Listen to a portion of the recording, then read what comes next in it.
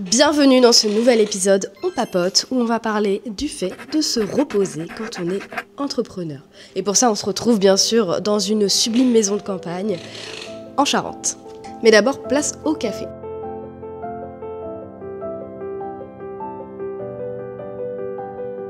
Maintenant qu'on est bien installé, qu'on a notre petite tasse de café, on va pouvoir enfin discuter du fait de prendre du temps pour soi quand on est auto-entrepreneur, quand on est entrepreneur, quand on a sa société. Prendre du temps pour soi, c'est quelque chose qui va être hyper important quand on développe son entreprise, ne serait-ce que pour déjà développer sa créativité.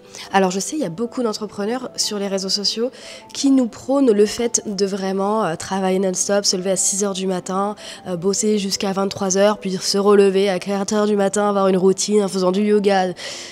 C'est pas la vraie vie les gars. Les gars, ça c'est des vies qui sont un peu comme une propagande, c'est un peu, je trouve, une secte de parler de ce genre de mode de vie sur les réseaux sociaux quand on veut l'associer directement au milieu de l'entrepreneuriat. C'est pas vrai. Chacun va pouvoir travailler en son rythme, en fonction de ses besoins, en fonction de son bien-être et en fonction aussi de ses ambitions. Parce que ça aussi, c'est quelque chose qui est hyper important de prendre en compte ses ambitions professionnelles. Le fait de se lever à 9h du matin, le fait de prendre des week-ends, le fait d'arrêter de travailler à 18-19h, c'est pas ne pas être ambitieux, c'est avoir une vie saine, justement. Et pour le coup, ça va être hyper important de mettre un cadre dans votre vie quand vous êtes entrepreneur, entre votre vie pro et votre vie personnelle. Sinon, il n'y a pas de frontières, il n'y a pas de limites et vous allez vous dégoûter de ce que vous êtes en train de faire et ça sera pas du tout agréable, ça va pas être sur du long terme. Pour le coup, ça va être un peu compliqué. Récemment, une entrepreneuse m'a dit « Moi, l'ordinateur, il est rarement fermé chez soi et le pire de tout ça, c'est que mon copain et moi, on entreprend tous les deux. Donc, il n'y en a pas un pour rattraper l'autre. Et surtout, il y a, je pense, une sorte de compétition entre le moment où si moi, je ferme l'ordinateur avant lui, ça veut dire que je suis moins ambitieuse, j'ai moins la volonté de réussir, j'ai moins envie de travailler, j'ai moins envie, en fait, tout simplement, de faire en sorte que ça fonctionne. C'est pas vrai du tout. On n'a pas du tout la même façon de vivre les choses. Moi, si je devais vous parler un peu de ma vie, comment elle s'est déroulée en tant qu'entrepreneuse, du début quand je me suis lancée, où j'ai un peu tâtonné, où je me disais ok c'est pas grave si je travaille le week-end, où je me disais c'est pas grave si je travaille à 20h, à 21h, 22h, c'est pas grave si je me lève un peu plus tôt. C'est pas forcément l'idéal. Pour le coup au début, je me suis mise aussi là-dedans, je me suis comparée, je regardais les gens sur les réseaux sociaux et je me suis dit mais ok, si je fais pas comme eux, je vais pas réussir. Je vois qu'ils ont beaucoup d'abonnés, ils ont beaucoup de clients, mais si je fais pas comme eux, je vais pas réussir. Alors, au début, je me suis matrixée. J'ai accepté beaucoup de missions. J'avais un emploi du temps qui était très chargé. Et c'était tant mieux parce que du coup, je gagnais aussi de l'argent. Même si c'était pas forcément bien fait, bien organisé, mais je gagnais un petit peu d'argent quand même grâce à ça. Et pour le coup, j'étais fatiguée. J'avais plus de vie sociale. On me disait, Marie, tu travailles, c'est bien. T'as de l'argent. Tu commences à avoir de l'argent, mais on te voit plus. Tu profites quand de ton argent?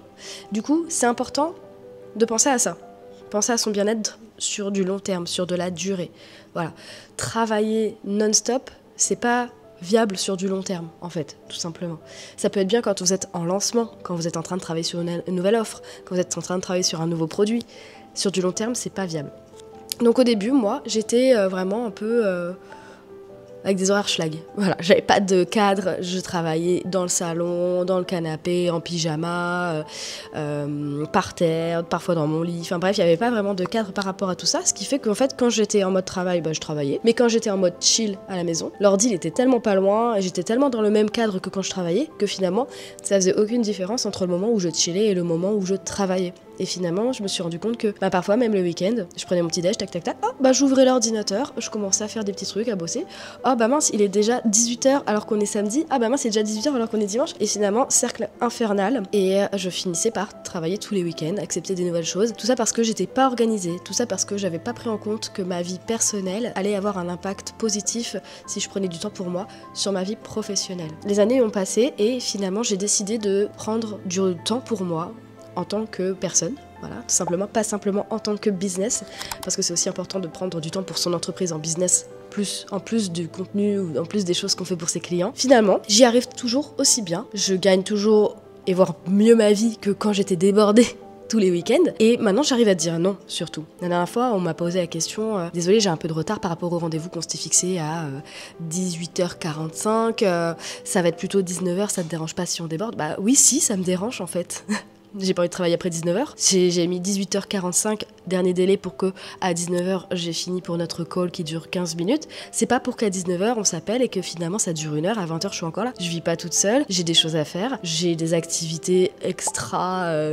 on peut pas dire extrascolaire, mais j'ai des activités, je fais du sport, je vois des gens, j'ai des choses à faire, j'ai du rangement, j'ai envie de me reposer aussi, tranquille, j'ai envie de couper. Et la meuf, elle m'a dit « Ah oui, mais en vrai, t'as totalement raison. » Bah oui, j'ai raison. Je respecte le temps de ma vie personnelle, tout simplement.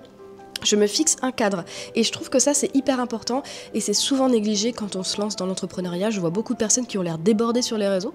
Personnellement, moi je suis pas débordée, pourtant je gagne très bien ma vie et j'ai des clients comme il faut. Je pense que c'est une question d'organisation aussi peut-être. Il y en a qui aiment aussi peut-être travailler sous pression, il y en a qui aiment être débordés. Moi personnellement c'est pas comme ça que j'ai envie de travailler. J'ai envie d'être organisée, j'ai envie de savoir les choses un peu en avance. Même si parfois on me prend un peu au dépourvu, bah c'est pas grave, je m'organise autrement, en fonction de ce qui est possible. Mais c'est pas possible de déborder sur la vie personnelle. Ok, cette année j'ai travaillé de temps en temps le samedi pour des écoles, parce qu'ils me disaient, bah désolé, nos étudiants ont cours uniquement le samedi parce que la semaine ils sont en entreprise. C'est pas grave, bah j'adapte ma semaine en fonction de ça. Je me disais, bah tant pis, je vais les avoir, allez, une demi-journée le samedi, bah il y a une demi-journée dans la semaine où bah je vais me reposer un peu plus, peut-être le lundi matin, bah je vais chill un peu plus. Et puis j'adaptais vraiment en fonction de ça. Moi je suis pas devenue freelance pour devenir esclave de moi-même, clairement, j'ai pas envie de ça. Retirez-vous de votre tête tous les modèles que vous voyez là sur les réseaux sociaux, dans les publicités, qui vous vendent du truc, oui, il faut se lever à 4h du matin, faire du yoga, ensuite prendre le café, la routine, puis ensuite aller courir, et ensuite à 8h travailler. Et ensuite on termine de bosser à 23h, et c'est comme ça que tu vas réussir ta vie. C'est pas vrai, il y a d'autres façons de faire. Si c'est comme ça que tu as envie de le faire, fais-le, personne te forcera à faire autrement.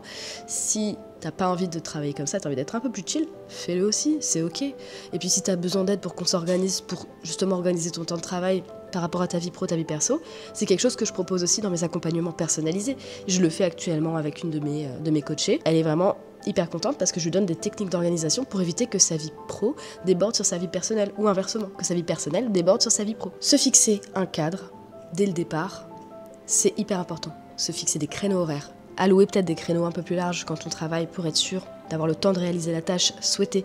Se fixer que 2 grosses missions par jour au lieu de se fixer plein de petites tâches, plein de grosses missions un peu partout et on est sûr de déborder. Vraiment, essayez de prendre du recul, de travailler un peu sur vous, essayez de vous analyser un peu pour savoir ce que vous êtes capable de produire pendant une semaine de travail, quitte à faire des plus gros horaires, quitte à faire des gros horaires pendant la semaine pour être tranquille le week-end, mais faites en sorte de vous accorder du temps. Ça va être bénéfique pour votre santé, ça va être bénéfique pour votre business, ça va être bénéfique pour votre créativité. Prendre du recul, prendre le temps de profiter aussi de vos proches. Je veux dire, on n'a qu'une seule vie, que ce soit votre mec, votre meuf, vos frères, vos sœurs, vos neveux, enfin peu importe, prendre le temps de savourer aussi la vie. Vous travaillez dur, c'est pas pour rester enfermé, et c'est pour en profiter aussi. Vous voyez ? Moi, je me fais un petit week-end là, tranquillou, en Charente. Petit Airbnb très mignon, très sympa, même pas cher en plus. Et pour le coup, ça fait totalement du bien. Et même si là, je suis en train de faire ma vidéo, c'est juste que je profite du cadre que je trouve qui est hyper mignon et qui rendra bien justement avec le thème de cette vidéo. Donc, j'en profite et ça me prend, allez, 15 minutes sur mon week-end à faire cette vidéo. C'est pas grave, voilà. Je l'aurai faite, je serai contente. Après, on n'en parle plus et je ferai le montage plus tard. De temps en temps, ça peut être aussi de vous écouter, d'écouter ce que vous avez vraiment envie de faire. Donc, vraiment, conseil pour être en bonne santé, pour avoir une bonne santé aussi au niveau de son business, respectez-vous, respectez votre vie personnelle, prenez-en soin, prenez soin de vous, de votre bien-être mental, de votre bien-être physique, dormez bien, faites du sport, tout ça. Je vais pas vous faire tout le blabla là-dessus, mais c'est hyper important vraiment de prendre soin de vous pour que votre business soit bien.